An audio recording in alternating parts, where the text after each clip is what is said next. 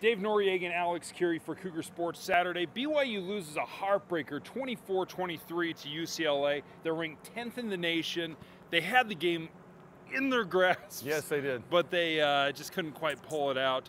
Tanner Mangum driving the team down the field. It looked like it was going to happen again. Yeah. And then I'll be darned, he throws a interception instead of a touchdown. I didn't know he knew how to throw those at the end of the games. Yeah. But a little bit heartbreaking.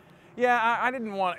I want to go all positive on this one too, because the reality is you can look back at so many points in the game and say this is what could have happened if there wouldn't have been this. People are going to look at the 3rd and 5, handoff there on that last drive. The BYU ended up with a field goal, and they'll criticize that. They'll criticize the holding calls, things like that. And I think that the reality is a lot of these folks are going to look at this thing and say, hey, this is what could have been, but really look at what BYU can be now based off of what this game is, which is Adam Hine has been waking up the last couple of weeks. I think he's found a real stride, 150-plus yards on the ground. I mean, you really have to look at your defense. I'm not worried about Broncos' defense. They gave up a lot of yards. They had a certain scheme.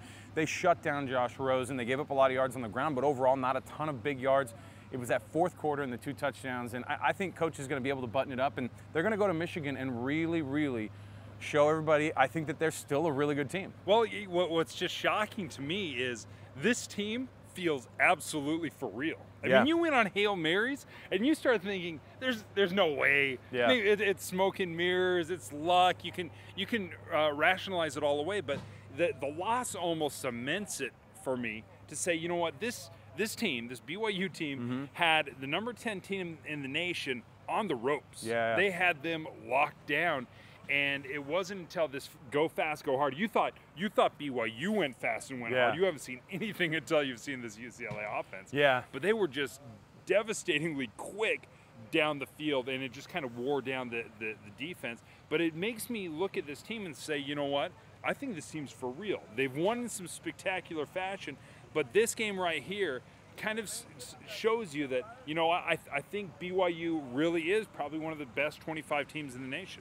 Look, have them drop out of the top 25 or maybe have them drop a couple slots. It doesn't matter because I think BYU, they prepare the same way. Bronco has a certain style with these guys. I'll be interested to see how they rebound from the loss because they had 2 such big wins and such nationally, boosted wins too. And I think a lot of people are going to look at BYU and say, hey, they can't get too grumpy about that loss. It was a great game, and it really was. I know fans want to be depressed. I know, all the people that are going to tweet at us and text us and all those things, they'll act super depressed, but in the end, I think they know that their team is pretty good, and the future is really, really bright. I think that's the end of it in terms of what people can take away from this.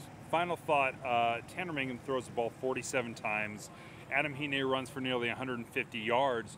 Offensively, it looks like there's some balance. I mean, 47 is a ton of passes, but it's not like they didn't run and they didn't run effectively. 23 rushes for Adam, over about 150 yards. I mean, what is it offensively that they can tighten up? I mean, what's interesting is they didn't have the turnovers they had last week. You had the last interception right here. But, I mean, the reality is Tanner Mangum, he made really great decisions. You saw that they didn't want to just start throwing the ball deep and start giving. They wanted to make sure and get those quick out patterns. He threw the ball a lot of times for real short yardage, and I think that he took care of the ball so well tonight. People should really take away from that. It's a guy who's been working on it. The coaches are getting to him, and he's taking the coaching.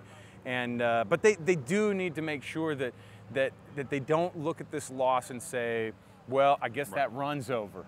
And I do think that they're going to go. It's still game 3. And they'll go to Michigan, and then after that, you've got a lot of positive movement on your schedule in terms of teams that you could really beat. Well, we've had a great time. General RV got us here. We took our time. We stopped off in Las Vegas. We stopped off at Disneyland, had a fantastic time with the pep rally at Disneyland. Don't forget the teacups, Dave. The teacups. We had a special moment. They do not fit big guys. They are meant for small little children, but Alex and I somehow squeezed into those teacups, that cute little pink teacup. But a big thanks to General RV for taking us every year. I mean, you look at the places where we've been. We've gone to Notre Dame, we've been to Wisconsin, we've been to Texas, and now the Rose Bowl, and it's been just a fantastic experience.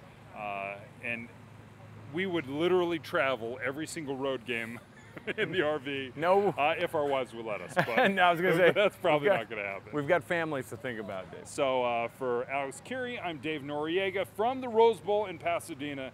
thanks for hanging out with us on our big trip all the way to California. Now it's time to turn around and come home.